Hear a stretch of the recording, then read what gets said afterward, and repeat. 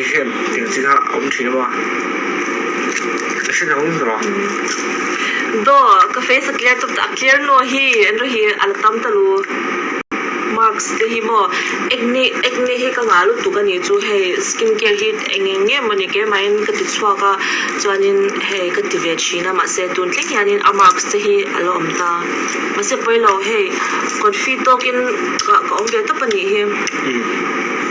hey viewers zinga hey acne scar zangte low struggle te in chuanin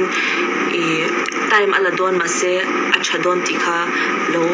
shepat lamo I confit token omro ka acne nen hianin bel pachatu po khe ka mupa me ui first time kan in hut ti phe ka chuanin mo tilai zong abol thei puya po na siang thei puya po ka mu a khami huna hanin chuanin ma se tu na chuanin hei azia to ta confidence khani mei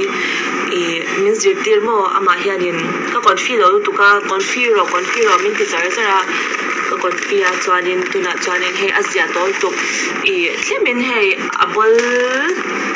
marks ang te kha a oman mei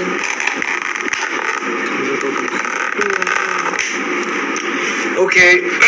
nè zena te hey yes low confiru tak in hey I lal rin feliti te kha o hey comment te ka huwa har satna tu te nga in to ka ni chuan ka tina ni chu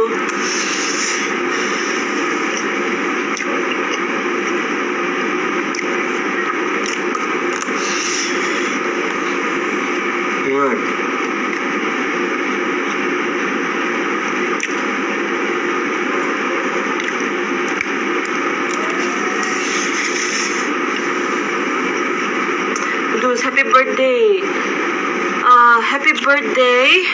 Shaibe hey tunge wish la Angela ti happy birthday Angela